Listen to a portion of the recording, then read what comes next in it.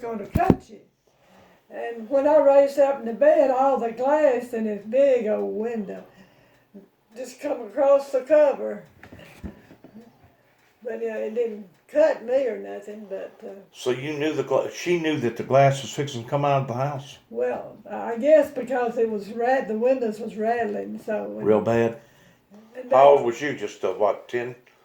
Let's see, Eight? about 13. 13. But and it was a house less than a mile from us. I mean, it wiped it off the map. The house, the barn, smokehouse, another. So you was actually in a tornado. Oh yeah. Well, it was next door to where Mama's brother and. Did it destroy the house that y'all was in? It didn't destroy it. It damaged the roof and blowed out some windows. But the house right next to it, it destroyed it? Where Mama's brother and her mother lived, they got quite a bit of damage. It damaged their roof and damaged the foundation of the house. Now, was this the old house that you showed me down there in Lynchburg, the one that you was raised up in? Well, that one, but then the one that, you remember where I said, no, don't guess Daniel wasn't married then, over there close to where we went over there, well, we ate dinner there on Christmas. Yeah. Yeah, it damaged that house pretty bad. And the one where you could see it, just on the right as you come in, it blowed everything off that hill. It did. Them people, they had a new pickup truck. It blowed it down next to the road, and it just rolled over and over and over. It just tore it all to pieces. And their refrigerator was all the way across the road, up on top of their house, barn, or something. You know what makes them so dangerous, don't you? Whenever they get in this populated area, Oh yeah. they start picking up debris. Sure. You know. People live there too. But I mean, it starts picking up debris. It starts picking up sides of houses and walls and refrigerators and washers and dryers, and all that stuff starts slinging around in the air, doing about 150 mile an hour. And one thing slams into something else, and something else slams into something else, and it breaks it loose. And then it just, it's almost like a whirlwind. I mean, a thing on a washer. It just chopping up everything. Well, I've had my day filled. It's a good thing I woke up. You want something to drink? I ain't got nothing cooked. No, I don't need nothing to eat. I ate some ham and some cheese on the way back from Cookville. But Miss Bobby Sue, I've seen so many cops, and what they was telling me is that all week long they have been bombarded with all these volunteers from every school you can think of, volunteers from the rodeo, volunteers from the ball game, volunteers from the soccer team, volunteers, and I guess somebody got tired of all the volunteers, and somebody put the word out that the electric people couldn't even get around for all the volunteers. Mm-hmm. So whenever I got down there today, guess where all the volunteers was? Not there. The only people that they was allowing to be in that designated area was the people that was working in the construction or on the power lines or the people that actually lived there. Mm-hmm. They was not letting the general public back in there. Well, they just getting away, the national they gonna stop in the middle of the road and look. Yeah.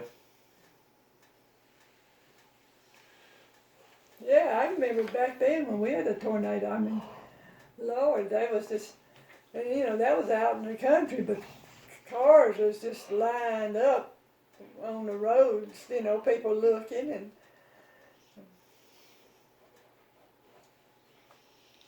Well, I got to help in the first neighborhood, which would be Joliet. Mount Joliet? Yeah.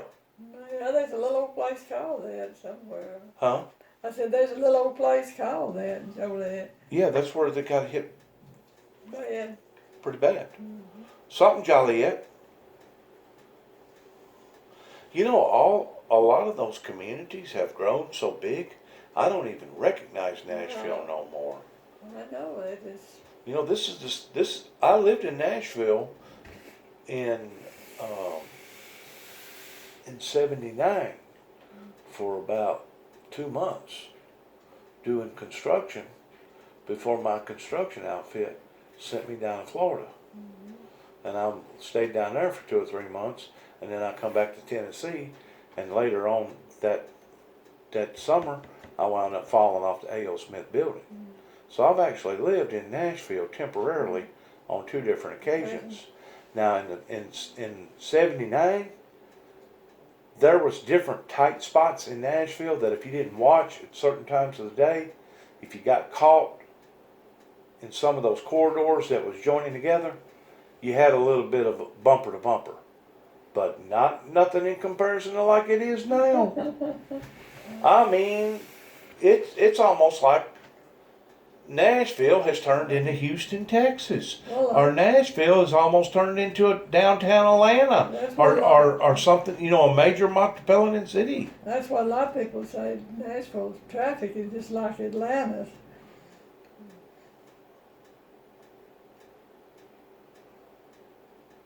But yeah, so many of these landmarks don't even look the same no more. Well, they just tore down.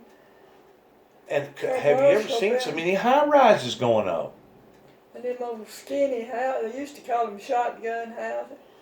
So many high rises going up everywhere. Oh, yeah. Well, some of these experts, of which they may be right, they say in a few years, Nashville's going to have a downturn because too many people have come in here and got a pretty good job, but they run out and bought these skinny houses and paid poor prices for them, and they're half built. And they're driving BMWs and Mercedes Benzes and all these nice cars that probably cost, give or take, about $50,000, $60,000, $70,000 a piece. God only knows they're probably making at least a $7, $8, maybe a $9 to $1,000 car payment. $1,000 car payment. Would you get obligated to $1,000 car payment? no, Knowing that you had to pay it for 7 years, and you was basically going to pay 3 times more for that automobile. In other words, if it was a $50,000 automobile, whenever you got through with the loan, you wound up paying almost $100,000 for that automobile, twice as much. and these loan companies, somebody told me, these loan companies are putting 40-year loans on them. That way, a lot of these young people can afford that, but they couldn't afford a 20-year loan. 40-year loan on a car, 40-year loan on a house. On a house. But you take a Well, you know, 20 and 25 and 30-year loans was pretty common back whenever I was in the market towards buying houses. I can see where they probably upped the ante to spreading it out another 10 years. That way it helps cushion the payment. But you know who ultimately is coming out, don't you? Well, sure. It's the bankers. It's the investors. They're the ones that's coming out like a smoking bandit. And all these, well, as Max said, at one time, it's probably still that way. You can go down the street where they just built a lot of these skinny houses, and practically all the cars are from out of state. I know. Where they just moved in here and. Whenever I was over at Joliet, I bumped into a family that was helping, like I was helping towards cleanup and stuff. And I asked them, I said, "Where y'all from?" "New Jersey." Mm-hmm. I go, "New Jersey?" "Yep. We seen this on the Weather Channel, and we shut down everything what was going on." And they were driving like an Audi. They were driving like a nice car. You could tell by looking at the people. They had all kind of money. And they said, yeah, we've been up here since Monday, helping them clean up and stuff over here. They probably had some family out Somebody here. Probably. Yeah, probably had some family, and they was probably concerned about them, and they decided to probably turn it into like a sub vacation, half business, half social, you know, and come on up here and help. But yeah, they put the foot down yesterday, state of Tennessee, towards a lot of these places that had all these volunteers.